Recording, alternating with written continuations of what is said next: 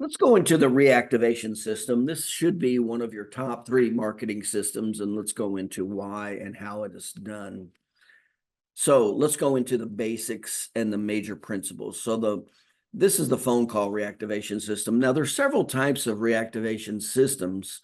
The phone call is one of the most proactive. Also, the VIP thank you dinner or the patient appreciation day. Those are all reactivation systems, and they're very proactive. And obviously, when you combine proactive with educational sales, that's the most effective marketing you can do. You take introductions with educational sales and you're proactive with it and go to circle of influence.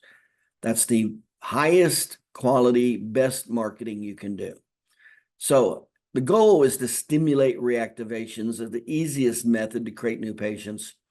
And you want to stimulate the top of mindset awareness. You stimulate referrals, high quality patients, high trust. So you stimulate reactivations. Remember, reactivations are some of the easiest patients to deal with because they already know, like, and trust you. They're already familiar with the system. So there's just a lot of reasons why you pay attention. And unfortunately, it seems in this profession, when you look at the things that work the best, the chiropractic profession, the things that work the best are educational sales, introductions with circle of influence. That's the absolute best type of marketing relative to, and then applying it to a target market, to the worst kind, which is cold call advertising. And it seems like most chiropractors, that's where they focus all their attention, on the worst kind of marketing, cold call advertising, whether it's Facebook pay-per-click, Google pay-per-click, YouTube pay-per-click, Instagram, etc. Those are the absolute worst types of marketing you can do, from one end of the spectrum to the other. Well, the reactivation system is one of the best marketing systems you can do. So let's define it and go into exactly what it is. So what's the definition of a reactivated patient? It's a patient you have not seen in over 6 months. That's the definition of a reactivation patient. And I remember one of the clients that I was dealing with, he didn't have a system for reactivations. When they came back in, he just adjusted them and let them go. And I'm like, what are you doing? So it is a modified system. It's not the exact new patient system, but it's a modified patient retention education system. But one thing we don't do is what he did. And when he actually applied the reactivation patient education, his practice went up 20%.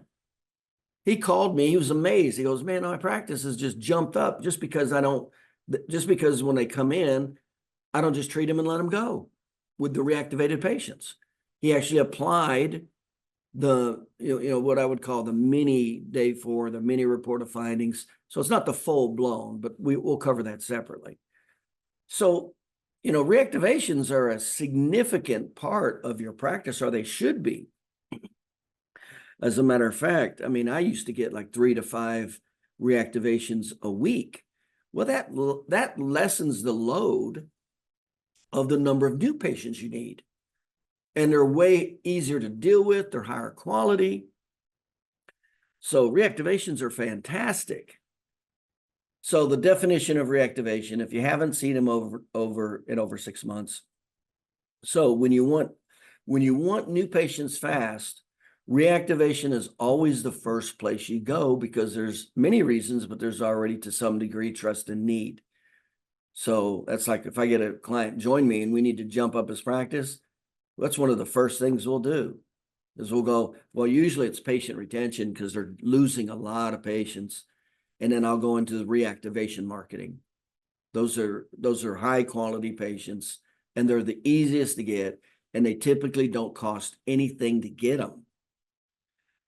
So, reactivation should be done on should be one of your regular marketing systems, making it at least, and what you want to do is make at least one person responsible, train, and quantify and bonus.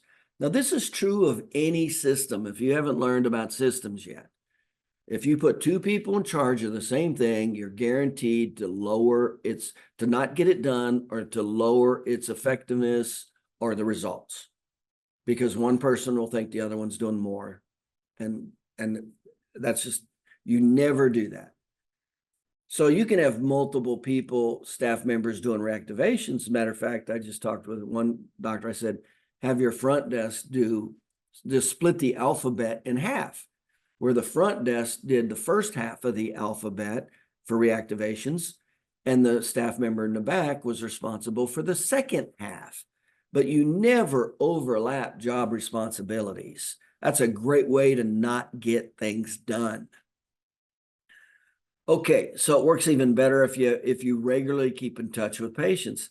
Again, there's this ratio that you need to be aware of. And again, this is unfortunately violated oftentimes with chiropractors. The only time they reach out to their patients is when they're trying to get new patients, when they're doing a promotion. And it should never be that way. The minimum ratio of how often your patients should hear from you is versus a promotion, asking them for a referral or et cetera, is 3 to 1.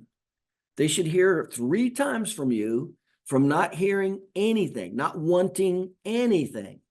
In other words, you're doing a case example. Maybe you're explaining how therapy helps a particular problem. Maybe you're explaining, the days you're off that week because of a holiday. Maybe it's one of your staff's birthdays you're celebrating. See, so there's all these other things that they should be hearing from you, not just, I'm hearing from you again, refer me a patient. It should not be that way. And it's also not good if you never communicate with your patients and then you go, oh, by the way, here's a reactivation system. No, they should just be hearing from you regularly. And I always say the bare minimum they should be hearing from you is once a week. Once a week, a ratio of 3 to 1. And you should just get used to communicate. That's called your tribe. Your patients, and especially your past patients. And that's what you're trying to do, is keep building your tribe, keeping in touch with your tribe, keep involving and engaging your tribe, and bringing more of your tribe's family members and friends into the tribe. That's the whole goal of what you're doing in practice, to build your practice. That's the little bit of the psychology or the visualization. It's not, let's do another cold call. Let's do another cold call. Let's do another paid cold call. And unfortunately, it seems that's what chiropractors do. Okay. So you make your person, and I suggest if you have 2 staff members that they both are trained in to do it, you split the alphabet. Okay. It works even better if you regularly kept in touch with patients. That's just common sense. It's just not smart to not keep in touch with your business and help solve their problems, whether it's your past patients, your attorneys. It's just not smart. I mean, there's so many different venues of keeping in touch with them and not even asking for anything. Hell, you can even Google the latest subject that's in the news, and you can talk about that and send them the link. I mean, I do that every now and then. I'll send a link and say, hey, check this out, blah, blah, blah, blah. But you always want to make it relevant. Make it relevant to whoever your target market is. So works even better if you have regularly kept in touch with your patients. If the doctor, that's like one of the things I'll constantly put out. It's great if you would put out case examples regularly. Like when a patient gets better, record it. It's best if you can record it with them live with a video. That's the absolute best. But if you can't, then you tell the story and just bring it through and send it out. Generally, most people like to hear how other people are doing with problems. It makes them feel more comfortable to go somewhere if they know other people are already going there and they've got results. Okay?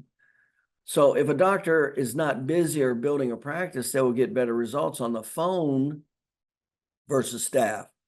So obviously, if a doctor gets on the phone, it's going to be way more authoritative. So if, there's a doctor and he's new, not doing well in practice, and he's seeing like 40 visits a week or 30 visits a week or something, and he doesn't even have a staff member, then I tell the doctor, I said, you need to get on the phone And you'll have way better results of activating patients than a staff member. Just because you're the authority, you're the doctor. They'll feel way more comfortable talking to you about their problem. Now, that's not a good leverage of time.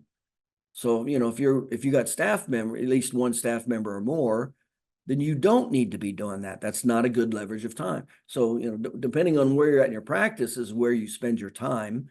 And obviously the goal is to get everybody else to be doing everything to where you, the doctor, are only doing the thing that makes money. That's the whole goal of all the systems. Get you to stop doing everything else except seeing the patient, adjusting the patient. That's where you make the money. And everybody else is doing the marketing, the bookkeeping, the promotions, everything. It's to leverage off everything and make you the center of the money machine. So if a doctor is not busy, so you need to kind of think of that with what you're doing, when you're doing all your different activities, you go, do I really need to be doing this? Or can I leverage this off? Can I train somebody else to be doing this and leverage it off? Because you're not making any money at it. You're just wasting your time doing something that you shouldn't be doing. So the doctor is not busy. Okay, so the first marketing your associate doctor should learn and be responsible for.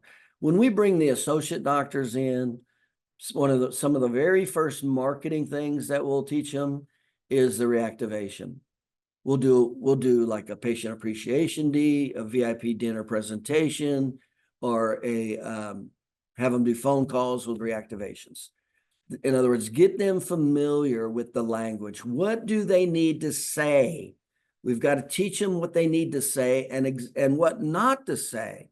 You can blow it by saying things like violating present time consciousness or magnifying time and money, and you didn't even know you did it. And you just blew it. So we got to teach them not only what to say, what not to say.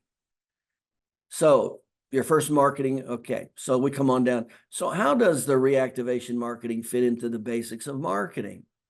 Well, demographic, it's the highest probable fit. If they're already past patients of yours, they've already fit into the category. Even if it's outside of the C, the peak of a bell curve of a demographics, they've already shown the willingness to come in. They've acted. So they're way ahead of somebody who has not acted. Way ahead. You're way ahead going after that patient. Same with geographics. It's the highest probability. They've already come to your office. Same with psychographics. They've already come to your office. They've overcome all these issues, psychographic barriers, psychographics, geographics, demographics. They've overcome them. So you're already in the highest target market probability. And then the top, and before we go into that, you go, how many of these problems that people have go away 100%? Well, the typical chiropractic patient is not somebody who's totally healthy. They have a problem. They come into the chiropractor. They get treated. It gets 100% better, and they never have that problem again. That is not reality. That is not the typical chiropractic patient. The typical chiropractic patient already has a problem. They've already had it, and it could have been there for months or years. And they typically have a re-exacerbation of an old problem.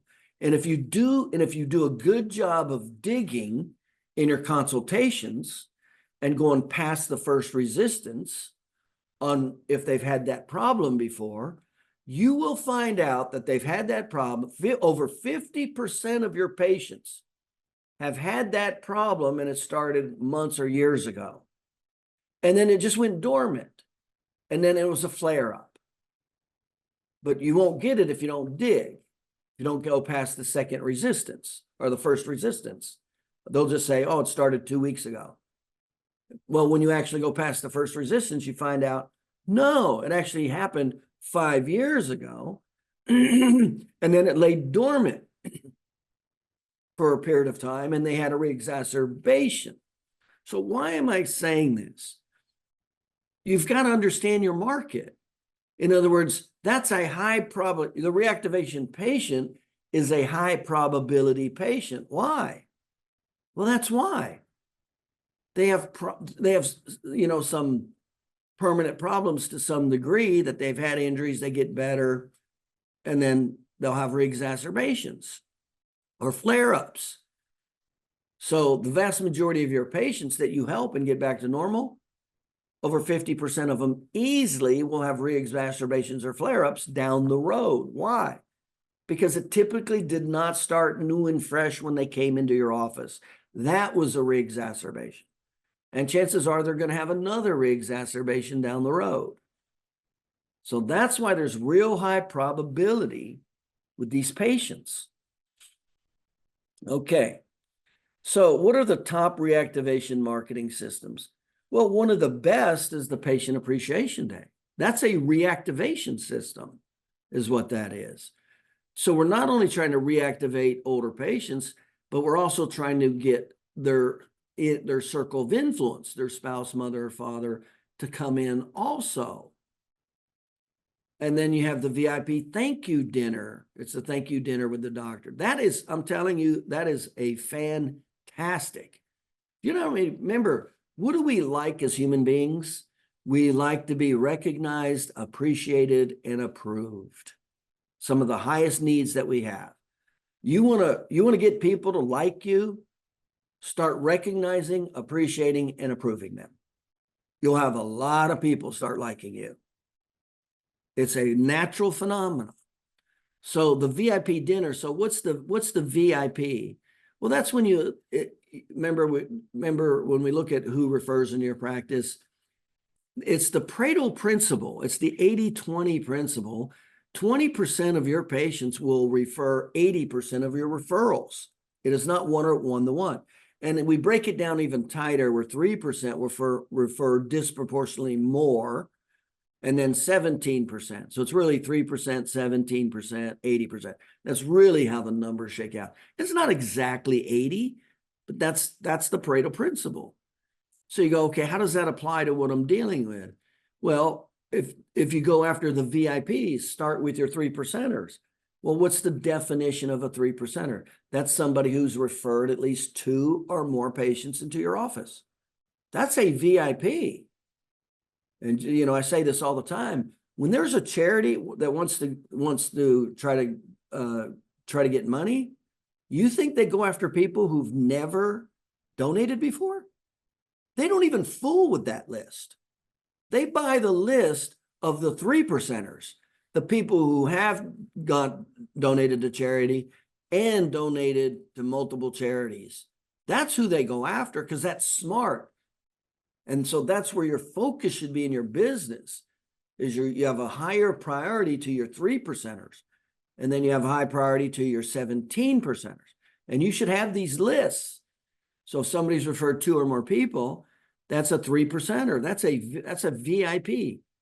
And by the way, when you sell a practice or something, or move or whatever, that's the only people you'll lose. People go, oh, I'll lose all my pay. No, you won't. The only people that won't come back if somebody buys a practice are the 3%ers.